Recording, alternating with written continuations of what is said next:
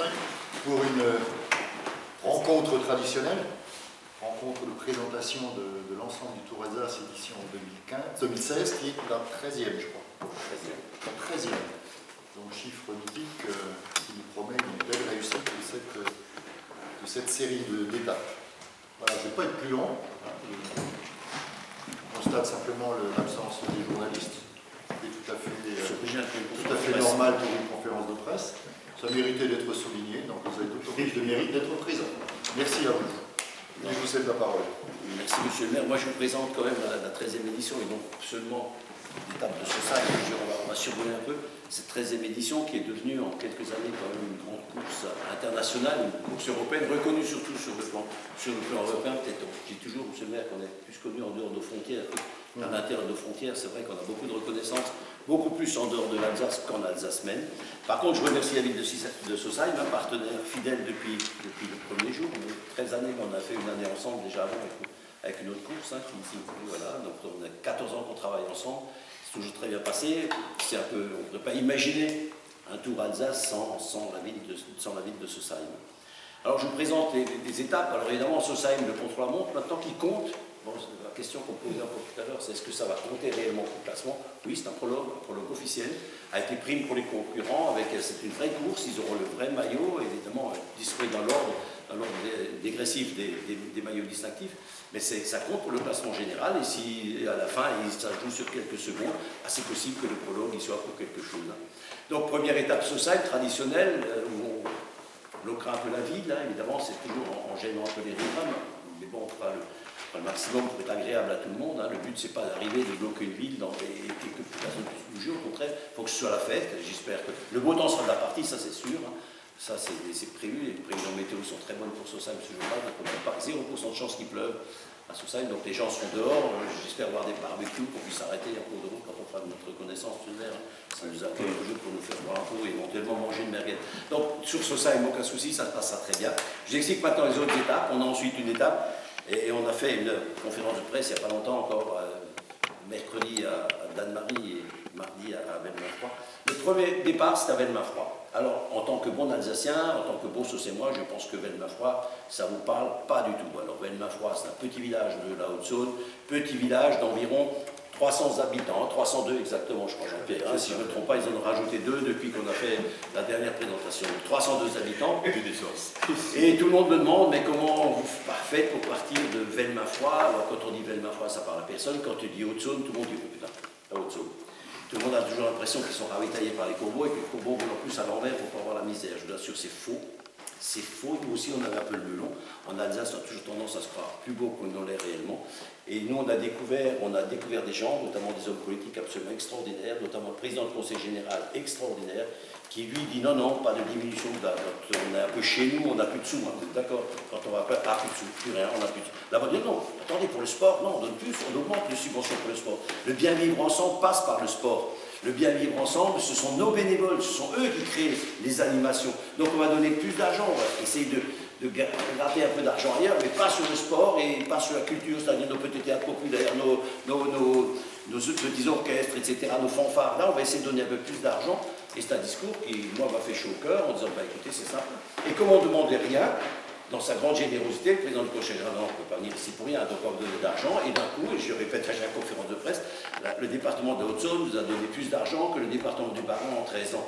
Donc voilà, pour dire que, après on a envie, on dit mais pourquoi tu ne vas plus tellement sur Strasbourg, etc. Moi, on a trouvé des gens qui nous aiment beaucoup. Alors, dans la dernière conférence, je disais, ça fait toujours, on m'aurait dit il y a 12 ans, monsieur le maire, quand on cherchait Strasbourg, Mulhouse, Bâle, Colmar, des grandes villes, quand on m'a dit un jour, attends, tu vas partir de Velle-Main-Froid pour arriver à Danemarie, j'ai toute ma gueule là.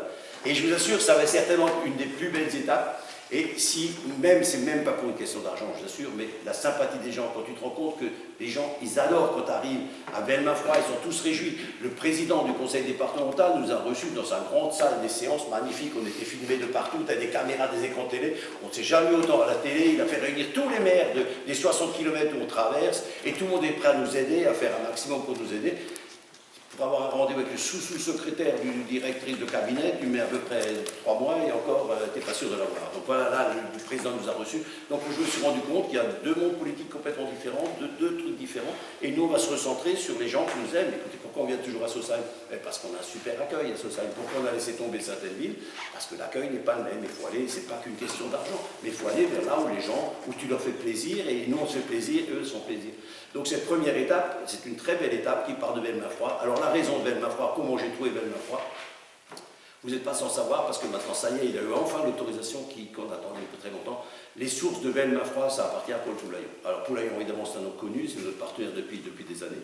Et Paul a enfin réalisé son souhait de jeunesse, c'est-à-dire refaire marcher cette source de Velmafroy. Je vous conseille cette eau. C'est une eau médicinale, elle est très bonne, elle est agréable à boire. Vous en aurez plein sur les tables, je pense, de choses de Tour Alsace. Goûtez-la et vous allez voir, vous allez devenir accro à cette source.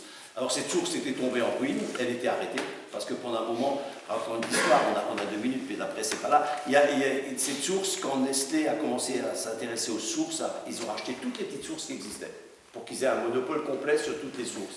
Donc ils ont racheté cette source en disant aux propriétaires, voilà, on vous donne tant d'argent, mais tant que vous êtes vivant, interdiction d'exploiter la source. Et donc les gens, cette source est donc tombée en ruine, puisque personne ne s'en... Il n'y a plus le droit de toucher.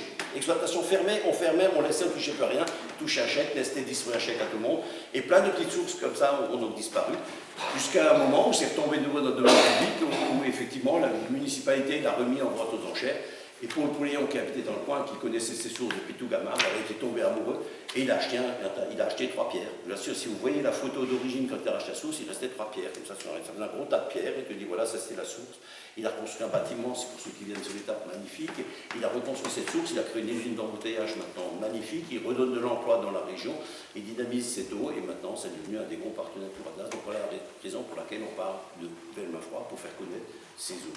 Et bien sûr, c'est un symbole fort, c'est un de nos partenaires, il voulait un coup de projecteur.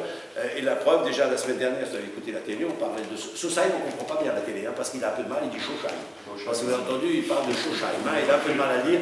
Par contre, Velmafroy, il a réussi à dire sans trop de problème. Donc, étape Velmafroy d'Anne-Marie, donc il y a une très belle étape avec le col de Chevraire, pour ceux qui aiment le vélo, et je pense que parmi vous, il y en a quand même quelques-uns. C'est le col qu'avait franchi Thibaut Pinot en tête au Tour de France, et d'ailleurs surtout le col de Chevraire. Vous avez le temps de référence chaque fois sur les 5 derniers kilomètres de Thibaut Pinot. Donc si vous voulez un jour prendre votre vélo, vous mesurez à Thibaut Pinot. Vous avez les 500 mètres, vous dites voilà, là j'ai déjà 10 minutes de retard, là j'ai un quart d'heure de retard. Quand vous arrivez en haut, jetez le vélo parce que vous dites je ne suis pas fait pour ça. Donc voilà, c'est simplement le col de Chevraire, col très difficile. Et ensuite sur cette étape, et je vous assure ça vaut le coup, c'est encore une fois la preuve qu'ensemble ils sont plus forts, la communauté de communes de la Porte d'Alsace a souhaité qu'on passe dans toutes les villes de la commune. Et ils sont 32. Donc imaginez passer une course dans 32 villages, du Sungo, hein, c'est Danemark. On a réussi à en faire 31. La 32e, elle n'arrive pas à passer de sans issue, donc toujours été dans la ville, on ne peut pas sortir. Donc sur les 32 communes, on en passe 31.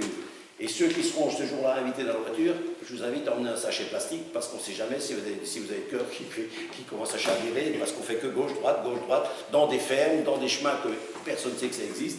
Donc voilà, on aura donc une étape par contre qui sera absolument magnifique, cette étape avec un sprint, on peut sprinter sur pratiquement 3 km 700 de ligne droite avant d'Anne-Marie, hein, donc voilà, ils ont quoi de s'amuser, les coureurs, ça va être une arrivée extraordinaire, et je pense que l'engouement sungovien comme à Saussagne fera en sorte qu'il y aura beaucoup de monde sur les routes.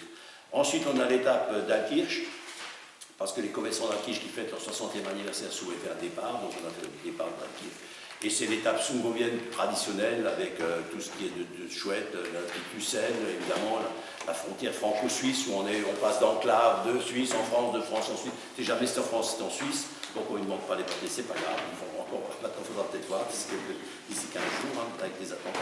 Donc voilà, c'est une très belle étape avec l'arrivée à Huningue et qui tous les ans a toujours un très beau vainqueur et dont le nom apparaît ensuite sur les routes du Tour de France. L'étape suivante, c'est Ribeauvillé et le lac Blanc. Alors là, c'est depuis toujours, le Tour Alsace est connu pour ses difficultés, c'est-à-dire surtout il faut avoir des talents de grimpeur pour gagner le Tour Alsace. Ça va se confirmer encore plus cette année que les autres années, parce que c'est certainement de loin l'étape la plus difficile que j'ai jamais tracée depuis que le Tour Alsace existe.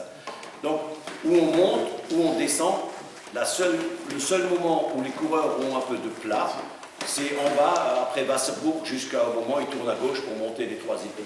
On fait à peu près tout ce qui monte ou tout ce qui descend dans les Vosges, c'est-à-dire on commence par le col de Ribeauvillé, puis ensuite on plonge vers le col du Linge. Ensuite, les autres années, je faisais toujours le plat de Servazel, mais cette année on tourne à gauche. Avant le plat de Servazel, on fait le petit ballon qui est très difficile. C'est là où Contador s'était cassé la gueule il y a 2 ans quand on devait se passer là-bas. On fait le petit ballon, on redescend vers Wasserburg, on refait les 3 épis, on redescend et on arrive sur Hammerschwil. Et là, les coureurs, j'ai réussi à négocier avec les maires la traversée de 3 villages magnifiques. Donc normalement, c'est interdit, là. On ne peut pas traverser Calais, c'est fermé, hein. C'est surtout pas dans le sens contraire de la circulation habituelle. Donc on traverse ces 3 villages de Hammerschwil, de Kinsheim et de Kaisersberg, pour ceux qui connaissent. En plein village, ils ont leur Paris-Roubaix à eux, parce que c'est pavé. Tous les 3 villages sont pavés, c'est absolument magnifique. On est sûr d'une chose, c'est que des spectateurs, il y en aura, parce que Cabé, un samedi après-midi, c'est noir de monde en temps normal, donc on dira ils sont venus pour nous, ce ne sera pas forcément vrai, mais on aura un public captif. Donc, comme il y a eu des petits changements de maire, là, cet après-midi, j'ai rendez-vous avec la nouvelle municipalité, parce qu'ils sont au courant bien, les anciens ont tout jeté, donc ils ne savent même plus qu'on arrivait, donc je les revois cet après-midi. Donc on fait Kinsheim, Kaisersberg. Ensuite, on part direction de la Poutroie. Et là, si vous aimez les balades du dimanche après-midi, le maire d'Orbey de la Poutroie, un président de la Comcom et l'autre est maire d'Orbey, ils m'ont dit, nous, on a une bosse qu'on aimerait bien faire connaître. J'ai dit, ah bon, où ça? Parce que je partais direct ensuite pour la montée du lac. Ils m'ont dit, écoutez, venez avec nous. Ils m'ont emmené à la Poutroie, on est passé à gauche derrière la mairie, à droite derrière l'église, et puis voilà, ça c'est à côte du Bermont. Alors j'ai dit, ah bon? Il me dit, ouais, regardez, montez. Donc on a pris la voiture, on est monté jusqu'à, ça monte à 640 mètres, sur 650 mètres, c'est vraiment un vol.